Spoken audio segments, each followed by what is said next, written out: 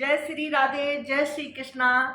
हमारे सभी भगवत भक्तों को और सभी भगवत भक्तों के हृदय में बैठे हमारे गोविंद के श्री चरणों में दुर्गा अग्निहोत्री का कोटि कोटि नमन है, कोटि कोटि प्रणाम है।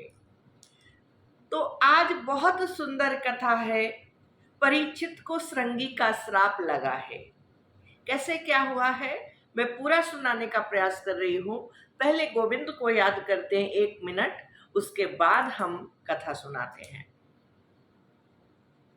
कृष्णं नारायणं वंदे, कृष्णं वंदे ब्रजप्रियं, कृष्णं द्वैपायनं वंदे, कृष्णं वंदे प्रथासुतं।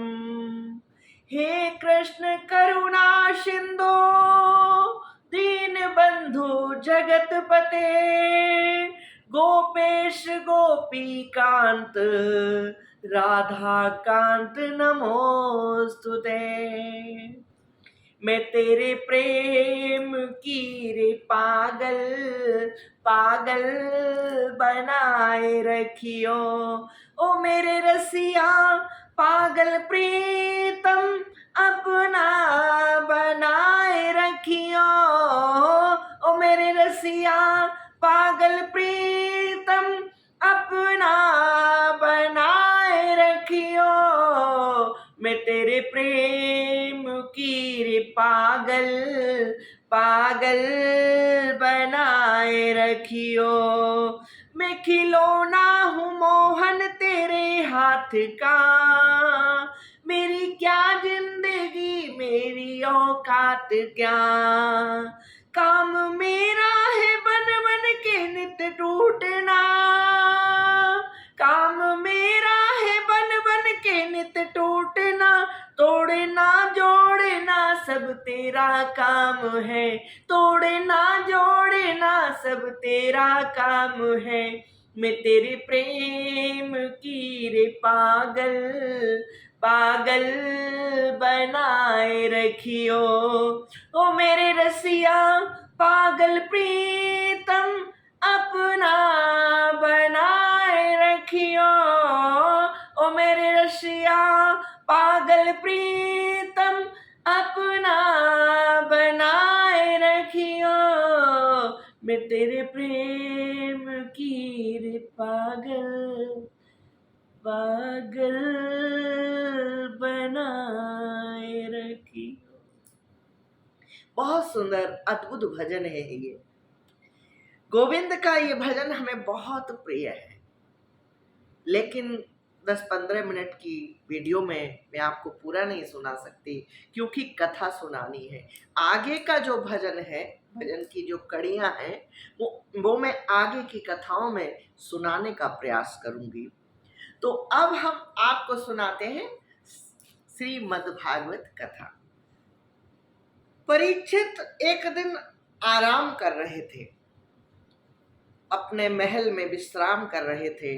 उसी समय उन्हें दिमाग में आया क्यों ना शिकार के लिए चला जाए। वो उठे और उन्होंने एक बक्सा रखा हुआ था, उसमें एक मुकुट था। वो मुकुट जिस समय यज्ञ चल रहा था उस समय भीमसेन कहीं से लेकर आए थे। योद्धाओं को जीतकर भीमसेन लेकर आए थे। वो युद्ध जीत कर लाया गया मुकुट था और वो परीक्षित ने उठाया, निकाला और उसको पहन लिया। परीक्षित मुकुट पहनकर चले, उन्हें अपने आप में बहुत सुंदर लग रहा था क्योंकि वो मुकुट था ही अद्भुत, बहुत सुंदर मुकुट था। परीक्षित पहनकर चले और शिकार खेलने के लिए रथ पर सवार हुए, जंगल की तरफ निकल गए और धूप बहुत तेज थी, गर्मी थी, गर्मी का सीजन था, धूप बहुत तेज थी।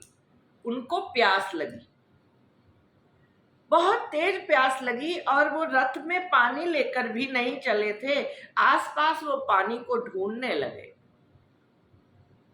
उन्हें जल की आवश्यकता पड़ी, वो जल को ढूंढने लगे। आसपास न कोई नदी थी न तालाब था, और जो नदी दिख रही थी वो बहुत दूर थी और उन्हें प्यास बहुत तेज लगी थी। पास में उन्हें एक कुटिया नजर आई। किसी ऋषि या मुनि की ये कुटिया है। वो उतरकर उस कुटिया पर गए। उसमें श्रृंगी ऋषि के पिता समीक मुनि ध्यान में बैठे हुए थे। वो अपना हाथ जोड़कर ध्यान में बैठे हुए थे और उन्हें कुछ इस दुनिया का पता ही नहीं था। उन्हें कुछ भी पता नहीं था कि यहाँ क्या हो रहा है और कौन आया है, क्या हुआ है। उन्हें कुछ भी पता नहीं था, क्योंकि वो अपनी दुनिया में, वो गोविंद की दुनिया में खोए हुए थे। परीक्षित ने कहा, कुटिया में आकर खड़े हुए बोले, महाराज क्या पानी मिलेगा? क्या जल हमें मिल सकता है? बहुत तेज प्यास लगी है, क्या जल हमें मिल सकता है? उत्तर में कुछ भी नहीं मिला। वो ऋषि जिस तरह से बैठे हुए थे उसी तरह से बैठे रहे। उन्होंने कोई जवाब नहीं दिया। परीक्षित ने दोबारा फिर से दोहराया कि महाराज क्या हमें जल मिलेगा? हमें बहुत तेज प्यास लगी है, क्या आपकी कुटिया में जल है? वो फिर भी नहीं बोले। परीक्षित ने 3-4 बार फिर से दोहराया, महाराज क्या हमें जल मिलेगा? बहुत तेज प्यास लगी है, हम जल के लिए तड़प रहे हैं, कृपया हमें जल पिला दीजिए।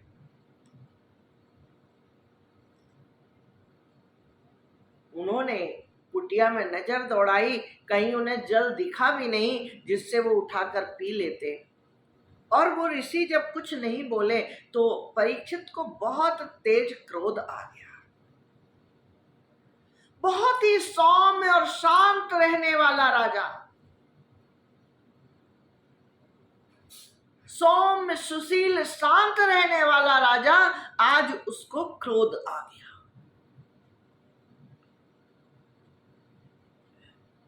क्रोध का कारण पता है क्या था? क्रोध का कारण वो अन्याय से छीन कर लाया हुआ मुकुट था जो परीक्षित ने अपने सर पर धारण कर रखा था।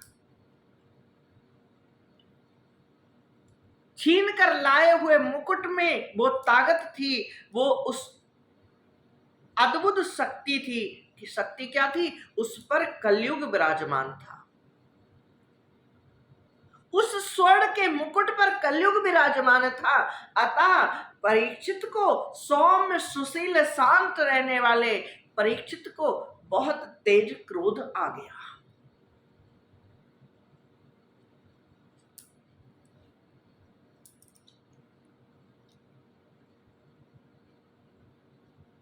और उन्होंने कुटिया के बाहर निकलकर आसपास देखा, एक मरा हुआ सांप मिल गया और उन्होंने उठाया, उन ऋषि के गले में डाल दिया।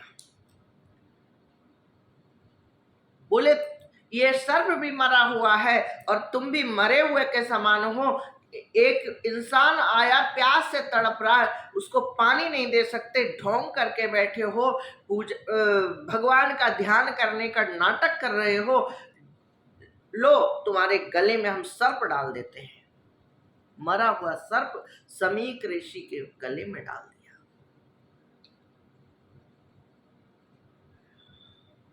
श्रृंगी उनका पुत्र था। श्रृंगी का एक मित्र कुटिया के आसपास था। उसने देखा कि ये तो महाराज हैं, यहाँ क्या कर रहे हैं। वो पीछे पीछे आया। उसने देखा कि महाराज ने पिताजी के गले में मरा हुआ सांप डाल दिया।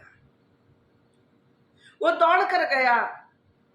श्रृंगी नदी के किनारे अपने मित्रों के साथ कुछ खेल रहा था। वहां पर खेल चल रहा था, मौज मस्ती चल रही थी, लेकिन श्रृंगी तपस्वी बहुत थे। श्रृंगी जो थे ना, बहुत तपस्वी थे।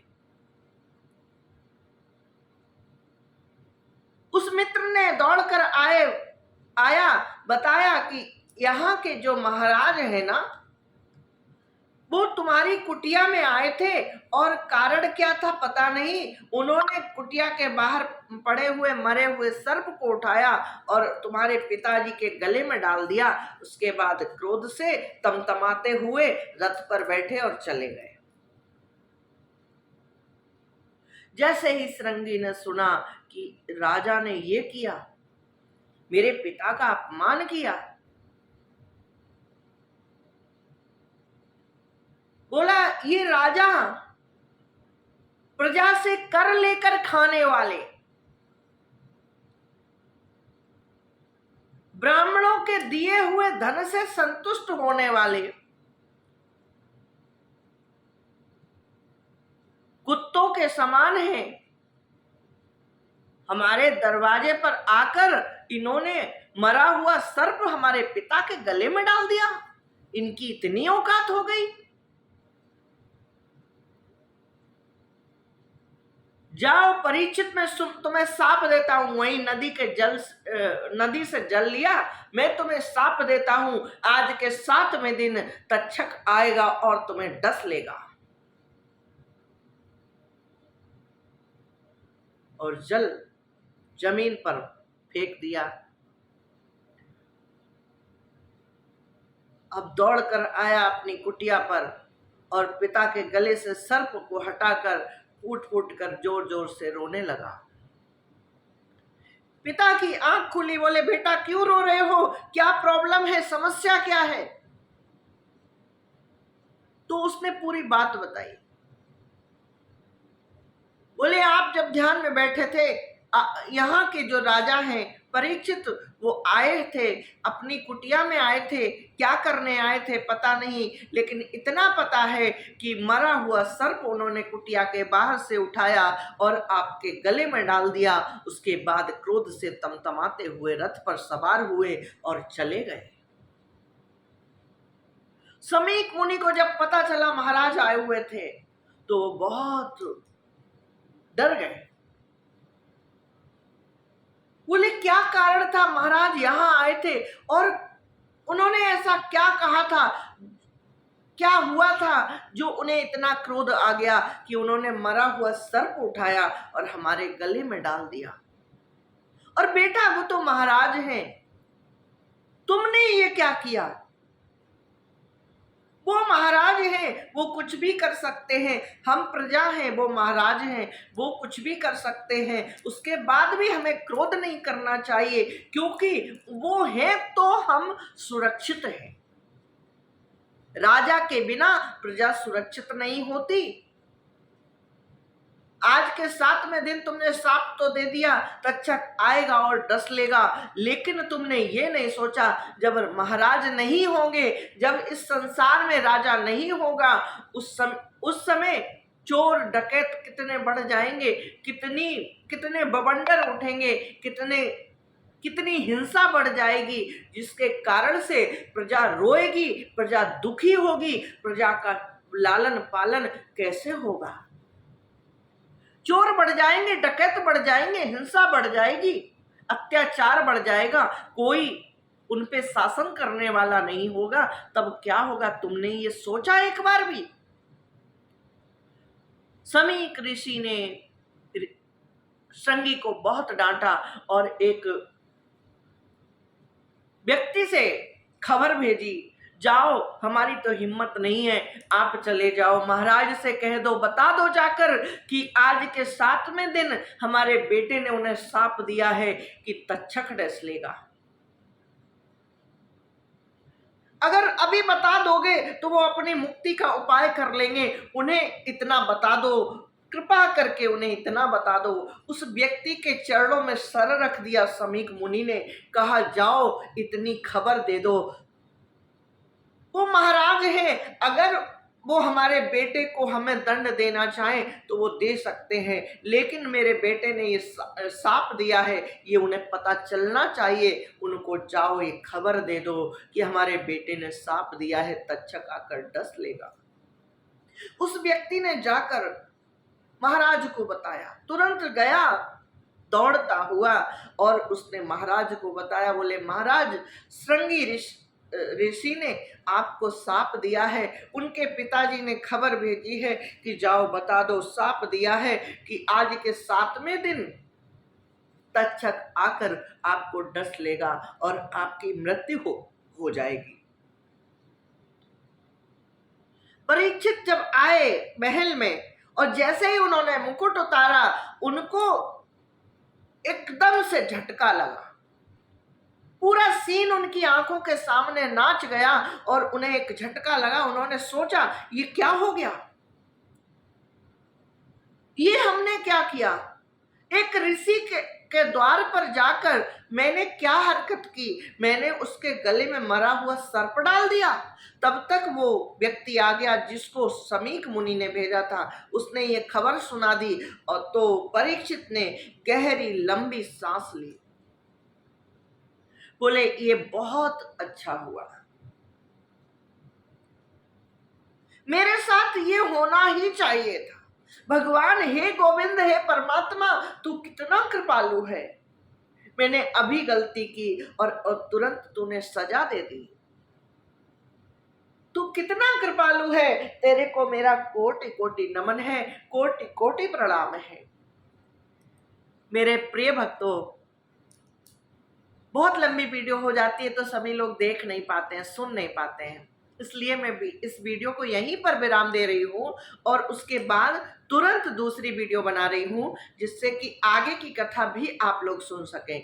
तो इसी के साथ विराम दे रही हूँ। जय श्री राधे, जय श्री कृष्णा, गुड आफ्टरनून।